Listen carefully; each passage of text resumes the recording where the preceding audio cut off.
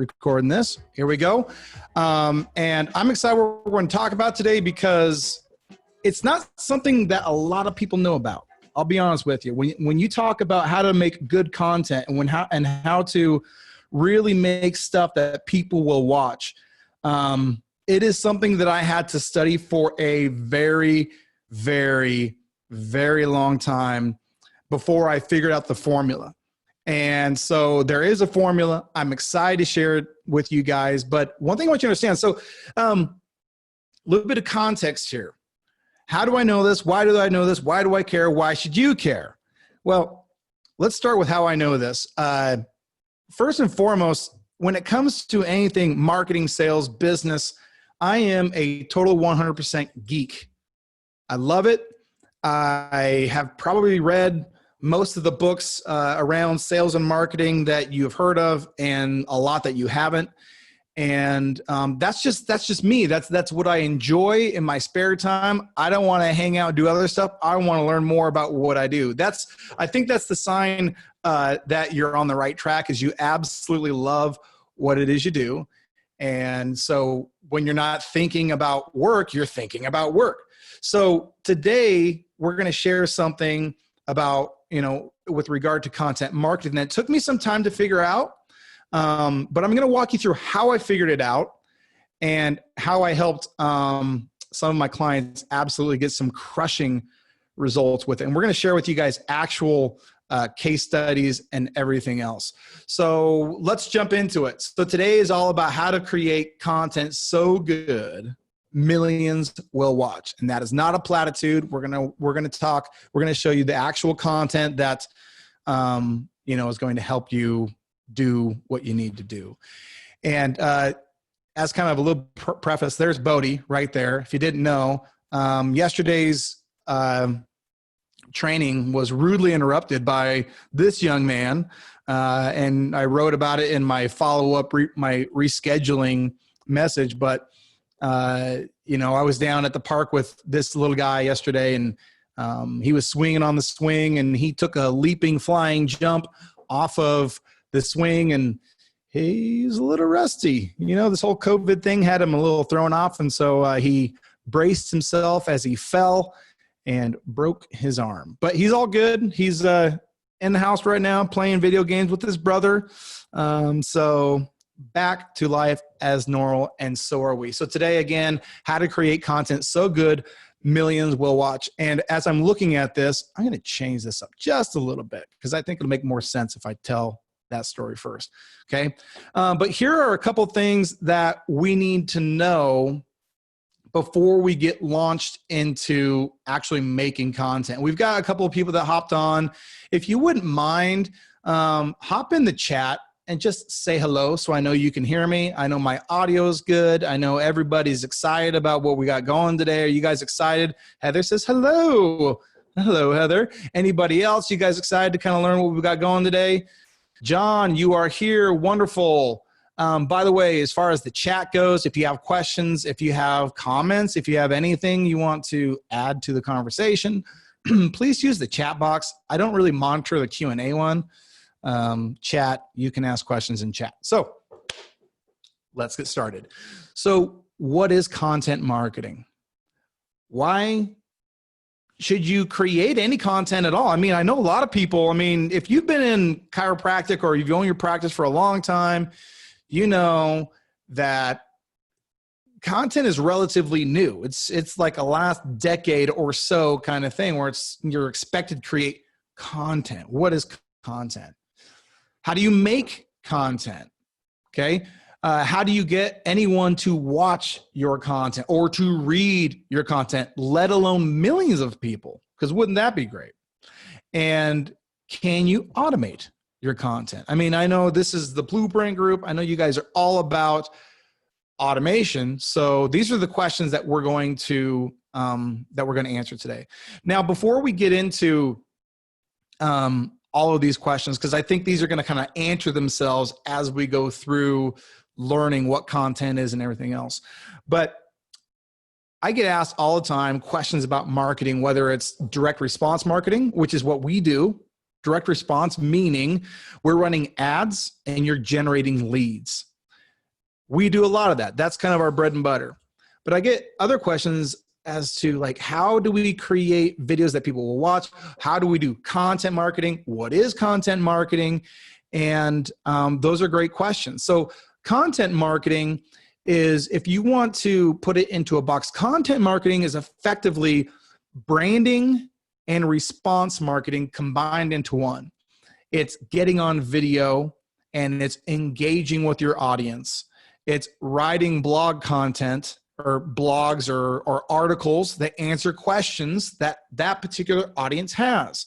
Okay, so it's providing information to, to an audience. But the problem is there's a lot of people that create content and are willing to create it, but most of it, quite frankly, sucks. I don't know that there's a better way to say it other than it stinks. It's not good. And why is it not good? It's boring. It's not engaging. It doesn't really answer or demonstrate the information that we need, because that's what we're in, an information economy, right? And so this was a question that I've been asked by a lot of people, and I wanted to get to the bottom of it. I had a lot of hypotheses, whatever. I had a lot of ideas about what might make a video that people would watch. And I'd been giving advice that I had heard from other people, and I'd given it to my clients, and, it hadn't really worked. I was telling people, all right, hey, get on camera and say this, and here's a script. And man, that just did not work. People were bored out of their grits by it. They didn't want to hear it. They didn't want to know anything about what a person was saying. The good old video where you get on and you're talking at the camera, you feel awkward, the person that's watching it feels awkward. And so I set off on a quest to really understand and know, what is it? What is it about content marketing, about video especially, that creates an engaging video? An engagement, I mean something that people will consume, something that people will want to watch. And I am in the chiropractic, the integrated space, the chronic pain space. And so I consumed a ton of videos on YouTube. I consumed the most viral videos that I could find on YouTube. And I had a framework and a couple ideas, but honestly, nothing was really working until one day I was scrolling through my newsfeed on Facebook. And I found myself scrolling, and then stop. I stopped and I just watched this video. And it was this guy sharpening knives on my newsfeed. And man, I must have spent a minute or two, which in social media time is years. That is eons, right? I spent all this time watching this guy sharpen these knives. I didn't need knives. I mean, we just bought some knives just last 2 weeks ago because our knives were dull. I don't know about you guys, but we can keep a set of knives for like 10 years. And, finally, when you put 30 pounds of pressure to cut your steak, you're like, maybe we need some new knives. But anyway, at this time, I wasn't in the market for any knives. And I found myself watching this video. And so I stopped and I said, whoa, why am I watching this video? What is it about this video that made me stop and watch? And I looked at my list. I had a list and I had a framework. And I'm like, oh, there it is. I looked at all of my notes from everything that I'd done before. And right there in the middle of everything was this glaring light bulb moment. Demonstration. We live in a demonstration world. Demonstration leads to real education. Demonstration leads to sales. Demonstration leads to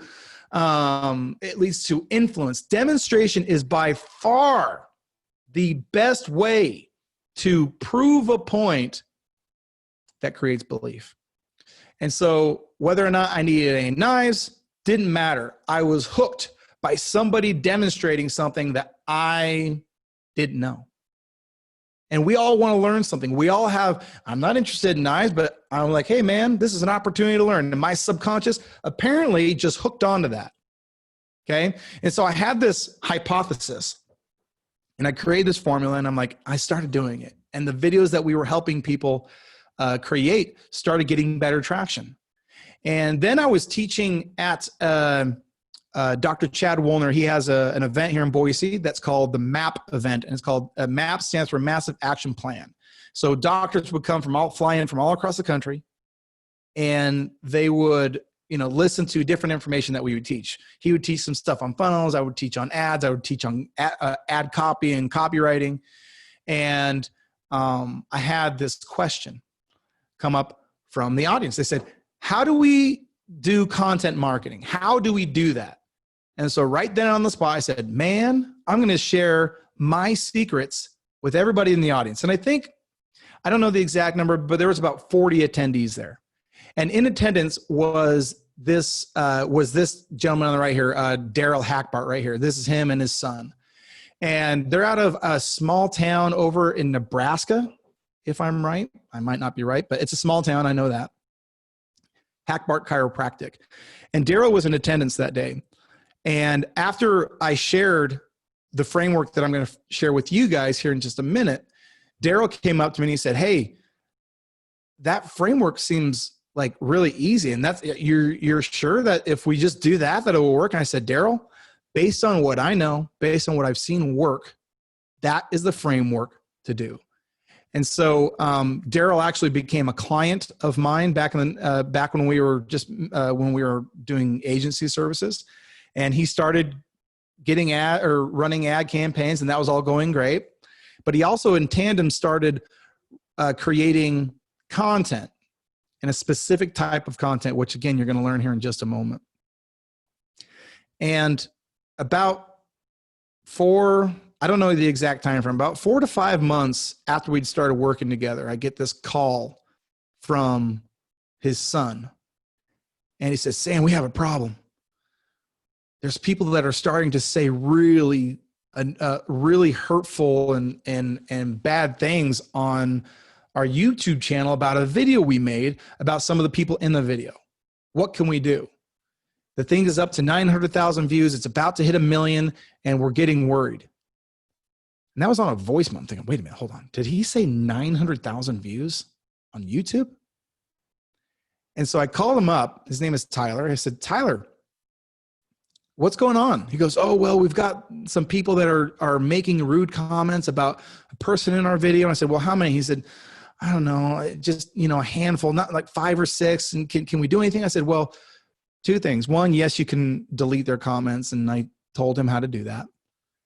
And then the second thing I said, did you say you got 900,000 views and you were about to hit 1 million?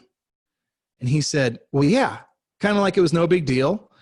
And I said, Tyler, 1 million views without any money behind it is a huge deal. Now, when I started with Hackbart Chiropractic on their YouTube channel, they had 81 subscribers, and they had their highest video had, hundreds of views. Maybe one of them had 1,000 views, something like that. And now they had this video that had 1 million views. And I said, what are you guys doing? And he says, Sam, we've just been doing your formula for about 2 to 3 times a week since you told us to do it, 3 or 4 months. I said, really? I said, yeah. And so today I want to show you, first of all, I want to walk you into their page so you can kind of see that I'm not full of it here. All right. I want to show you the video, and I'm hoping that you guys will be able to see the video. But when they started with me, they had 81 subscribers. They now have 15,000 subscribers, and they, they didn't have really any videos that had any views on them until they did this video. And we're going to walk through this. We're going to show you this video real quick. And I need you guys to let me know whether or not you can hear the audio from this video, because otherwise this ain't going to work. So this is Sheila. Can you guys hear that? Members, and she is a new grandma. This is her grandbaby, Winston. So I want you to tell us just a little brief history about his story and what's been going on with him. Well, ever since that he got born, the second that he was born, he has screamed, and no matter who held him, he screamed, and normally an infant does not scream. We gave him an ounce and a half of formula. He gulped down right away. He was still screaming after that. He's about a month old now. He's a month old now. He hasn't really stopped. And he has not stopped. And the doctor said that he's got colic, and I know colic is like a consistent thing through the night, and his is just random, and when he does, he is in excessive pain. So when he's in pain, he'll arch his back, he'll try to get comfortable, and just can't. Can't. After he eats, he's got a lot of stomach pains. Yeah. He just can't And quite get you comfortable. know, he only has like one bowel movement. It's really hard. To the He point where they turns actually- like so red in the face, like he's like almost stops breathing. It's just hard to get the bowel movement out. They took pictures and then they saw the gas Gas. back up in the bowel. And also, you know, the stool's so hard, you actually have to manually remove it before. See, his head's turned to the right, always, right? Always. Stuck like that. I know.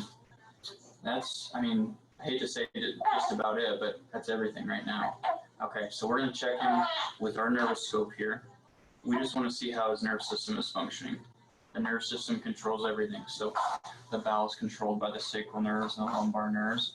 We're also gonna check the neck up there, but also the digestive tract in through there. So it might tickle him a little bit. So we'll try to keep it as still as we can for kiddo. And Jen, if you want to come in close so they can see the scope, that'd be great.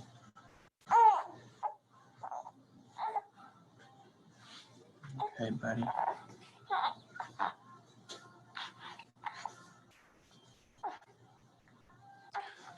Tyler is doing exactly There's a little one, right? what I asked them to do. And again, we're going to go over the steps here in just a minute. But pay attention. Watch, like, Okay. I know. deconstruct what he's doing. Okay. Pay attention to exactly the things he's saying, what he's asking the camera to do. Pay attention. Didn't work. How many hours a night does he sleep? It varies. Very little, though. Definitely the big ring right there. That's right on the sacrum. Okay, bud. Let's check the neck out, too. I'll put him on this shoulder over here. We're almost done. All right, bud.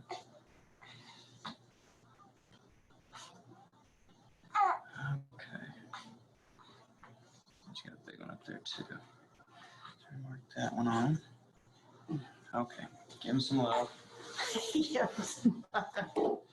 Okay, so now what I'd like to do is get you on the high-low here. We're going to have him just stay on you because he's comfortable with you. So we'll have you on your back. All right? Okay. There's 5. There's 4. Yeah, you're in like 4. So I'm going to bring your hand up here. Yep, just like that. So we're going to take a little pressure off of the hips. We're going to go straight down towards you.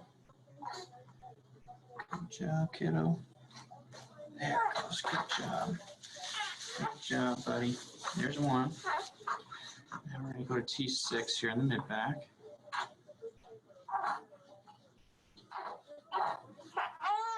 Okay, bud. There. Good job. Okay. Boy, that didn't take long for him to relax it. It didn't. Good job, buddy. Oh. Atlas bone is the top bone. It really can affect the brainstem, which affects a lot of our functions. But for him, it's shifted over to the right. So his head's actually tilted to the left, but he's rotated to the right as well. So when he's in that car seat, he's like this, looking over to the right, and he doesn't want to turn that head back over to the right, though. So we got to shift that back to the left, and then take that rotation back out to line it right. And that should help take the pressure off of his neck. So.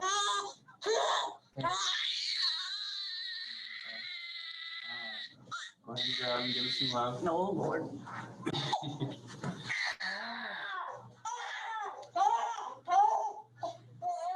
I think you buried your pants there. That didn't take long. Hey, bud.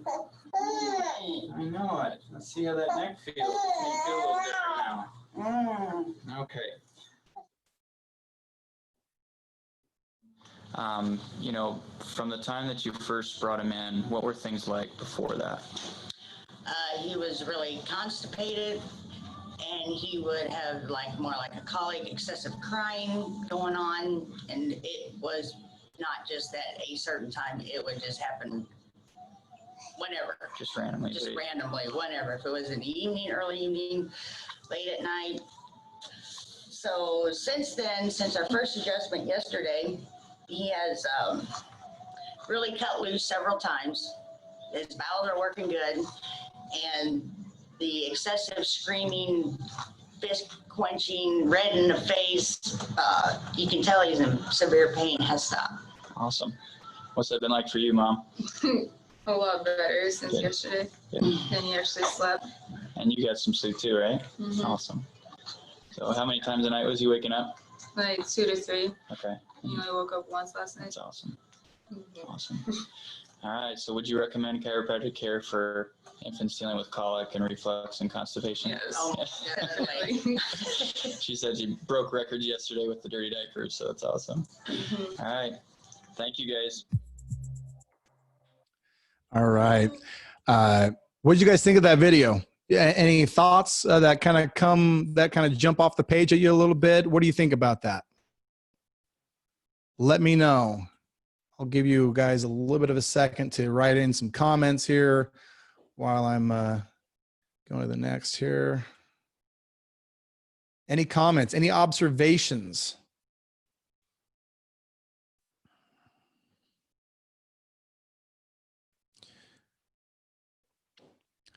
Let's see here. It was like I was at a doctor's appointment. Yep. There's a lot of education in there. Education is hard to give because you want to know what most people do when they educate, what most doctors default to when they educate. They do like a talking head video. And so the doctor will get on camera, or even worse, they'll get behind a iPhone, and somebody will say, how does chiropractic help babies? Well, and they'll just talk to the camera. Man, talking to the camera is like the worst thing you can do. Don't do it. So I want to introduce you guys to a type of video that I created called Watch Me Do Videos.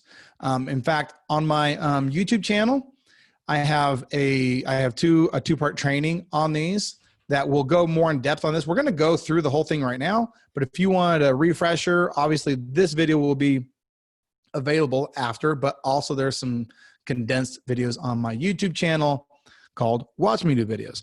And so here is the framework, okay? Understanding once again that the story and the demonstration quality of the content is the catalyst. It's the engine, it's the driver, it's the thing that makes everything work.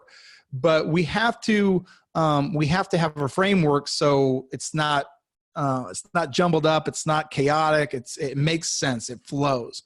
So the first thing we want to do is we want to hook the audience. We want to hook a specific group of people. So call out a specific audience with an if-then statement. This is a guideline. Tyler didn't do it in that particular video.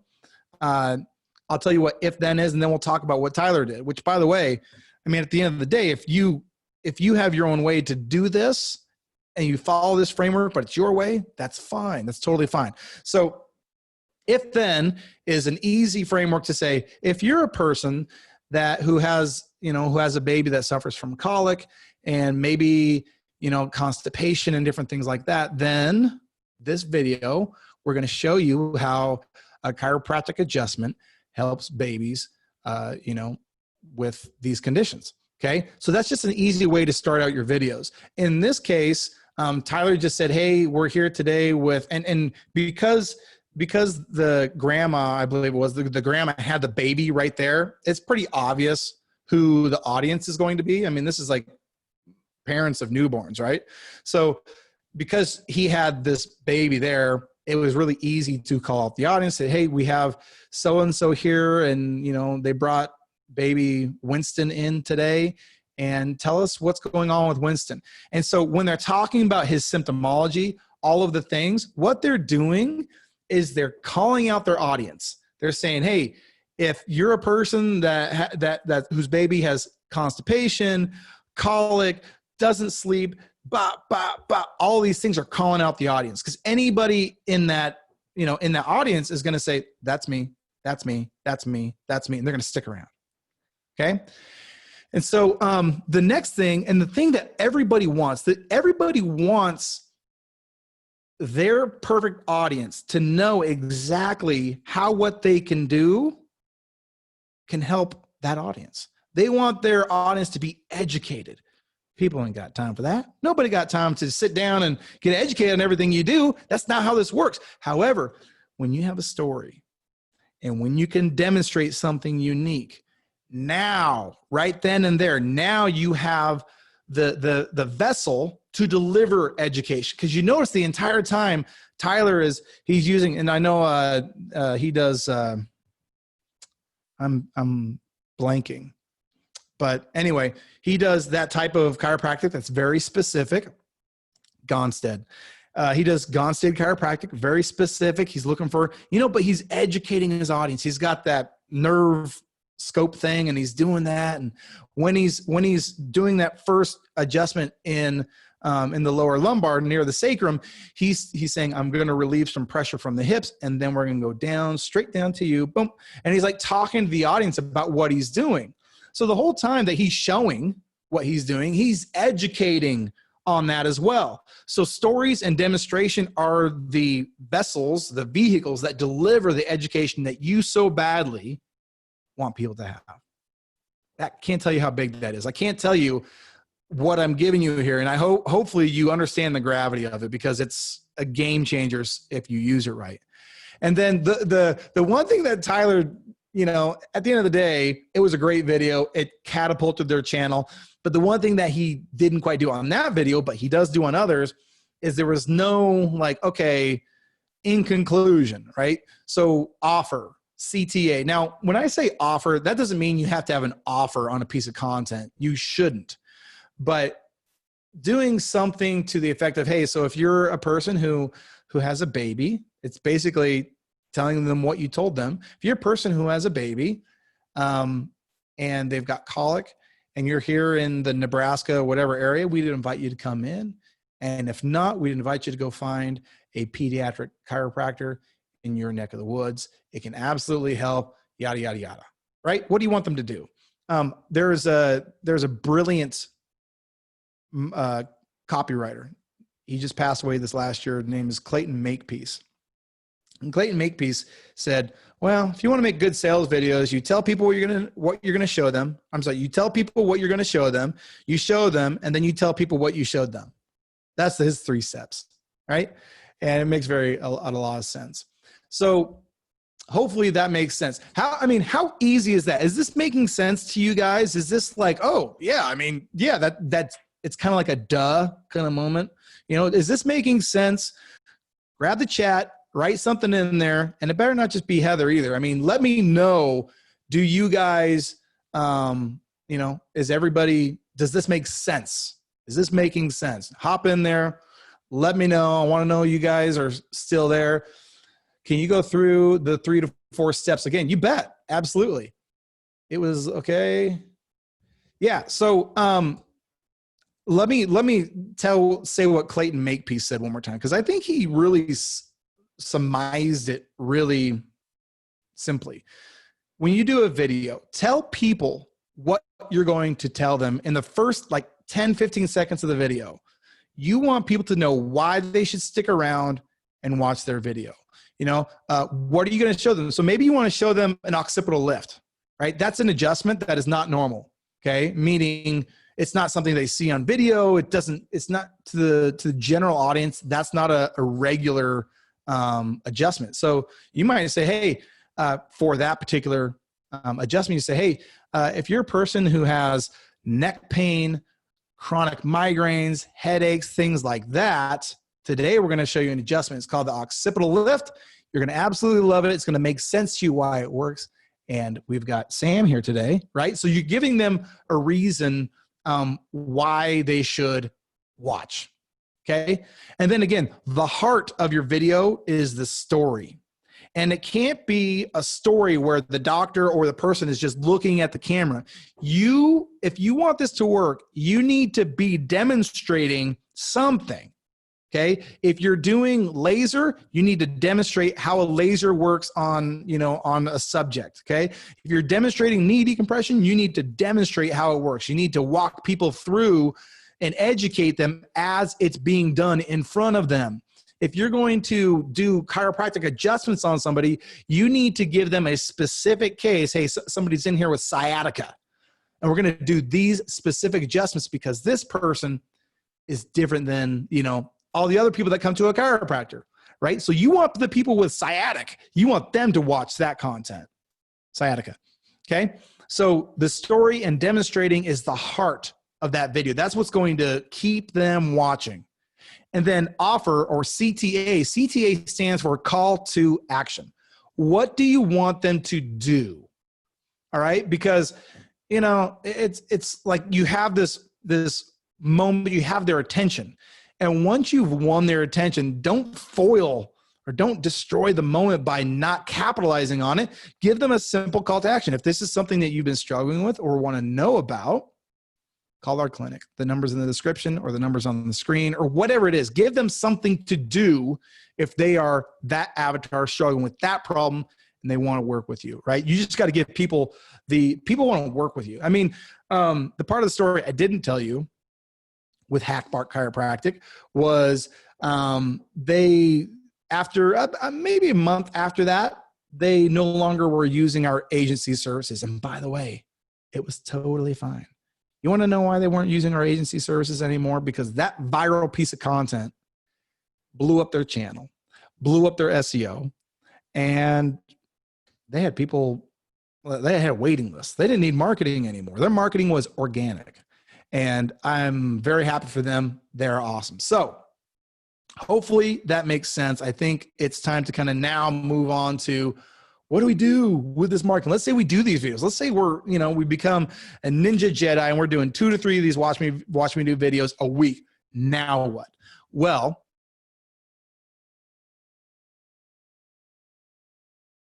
your content rather can be multiplied in a lot of different ways. In fact, let's go to this one instead. This is a better diagram. So in the middle, we have this piece of content, right? This is you doing whatever it is. It doesn't matter. That content can live in a lot of different ecosystems. When I say ecosystems, I mean digital platforms such as Facebook, Instagram, LinkedIn, YouTube, WordPress. WordPress is your website, okay? It can live in all these different places as long as it speaks the language of that platform. So if it's Facebook and YouTube, put a video up. On YouTube, you're going to put a video up, and then in the description, you're going to write what it's about. And why would you do that? YouTube is a search engine. If you have keywords, both in the video and then in the description, and you have a link that goes to your website, then more people are going to find you. You're going to have an advantage over the other people. On Facebook, you put it on Facebook, and then you run a paid campaign, which that reminds me, crap, I was supposed to run a paid campaign for somebody yesterday. I will do that later. Lost my train of thought because of that. But anyway, so same thing on Instagram. So you can take a picture of that video, put it on Instagram, and now you can link people back to your website. All right, so there's so many things you can do. Basically, what it amounts to is your video can be turned into written content. It can be put on your website. It can be put on your Facebook. And this is one piece of content. One piece of content can be multiplied across all these other different places. And it's not hard to do. I mean, I know it's like people's eyes glass over, and they're like, oh, that seems extremely difficult. How about this? Let that thought leave your brain for a minute and just think to yourself, wouldn't it be cool if I did create a video that it could live in all those different places from one piece of content? And if I did that 3 times a month, that means I could have like 12 pieces of content coming from my office every month. How awesome would that be?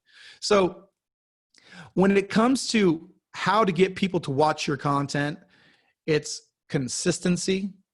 It's thinking to yourself, this is not a snipe. I'm not a sniper, so I'm not going to get this by doing one piece of content. I'm going to do this by iteration and continuing to do the same formula over and over again. The Watch Me Do formula, this thing is a game changer.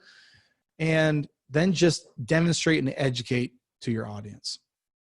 So hopefully that has been helpful to you guys. Again, I have, once this video is done, I will upload it to my YouTube channel. And as I send the recording out, I can also link up my other trainings on Watch Me Do videos from my YouTube channel. So you can key into that. So if do you guys have any questions at all that you want to ask about content marketing, anything you want to know, or what are your thoughts on this? Do you think you could do this? Do you think you could, you know, I mean, let me tell you, if Daryl Hackbart can do it, you can do it. Because Daryl Hackbart is a sweet, nice guy, but you know, he's not like some amazing actor or amazing person on camera. In fact, he's kind of awkward. But the second he gets over that, then he, you know, he dialed it in. How many times a week should you make a video? That's a good question. So here's my answer. If you're going to do it, it's more about consistency than it is about quantity. And here's what I mean. If you came in this month and you're like, hey, we're going to do 3 videos a week and we're going to do that all the time. Most people, when those videos don't go viral, they stop. So think to yourself, if I do this for 6 months, what can I sustain and be consistent? Because if you're creating content, one of the things that Google's algorithm and YouTube's algorithm does care about is consistency. How often are you uploading content? So if you like blow it out in a month and then after that you're like, oh, that's done. That's not good. Okay. You want to think of it as how can you create some momentum and then keep the momentum going? That's what they care about. So it's less of a how many times you should create video. It's what can you do? What level of momentum can you create that you will be able to sustain? Okay. If that is once a week, great. That is awesome. If that is twice a month, great. Awesome. Okay. I would say that, I mean, at bare minimum, you should be doing something twice a month. I mean, if you can't do it twice a month, come on, you got to see if your priorities are really in this. Good question, Brian. Any other questions? Hopefully that was helpful. Hopefully that answered your question. Any other questions? How many folks we got on here? Let's see here. John, Mark, and Max, and I'm sure I'll just, Murad, is that right? Did I say that right? Any questions you guys have? Is this as clear as mud?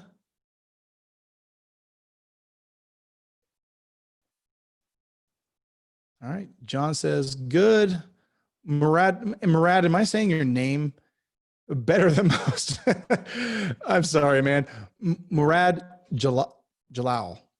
Oh man, I shouldn't have even tried. Murad Jalal. I'm sorry, buddy. Hey, I appreciate you. Thanks for coming. So not bad, better than most. Any other? So John is good. Looks like you guys are all good. So, hey, thanks for coming, you guys. I hope this has been helpful, and that was good. Awesome.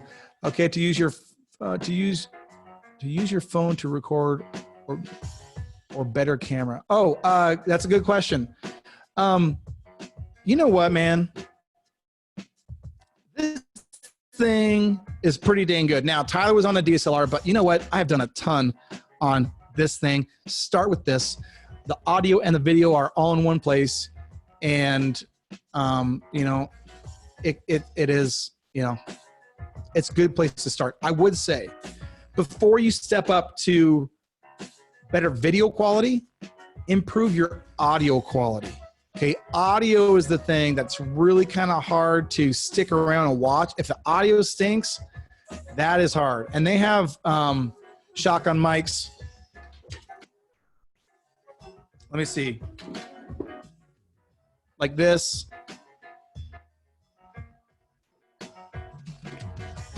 Or lapel mics like that.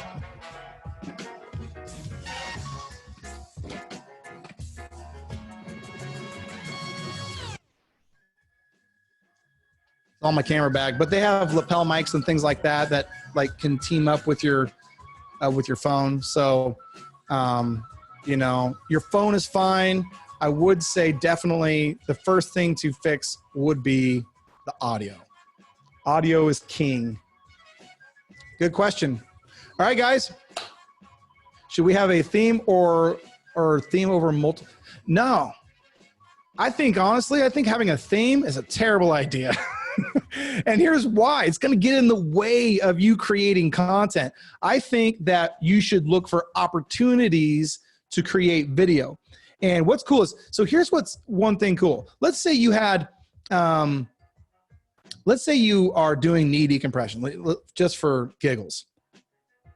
And you have 3 people coming in and you're thinking, okay, well, that doesn't make sense to do it doesn't make sense to do 3 different knee decompression videos because it's knee decompression. No, it's not. They're nuanced.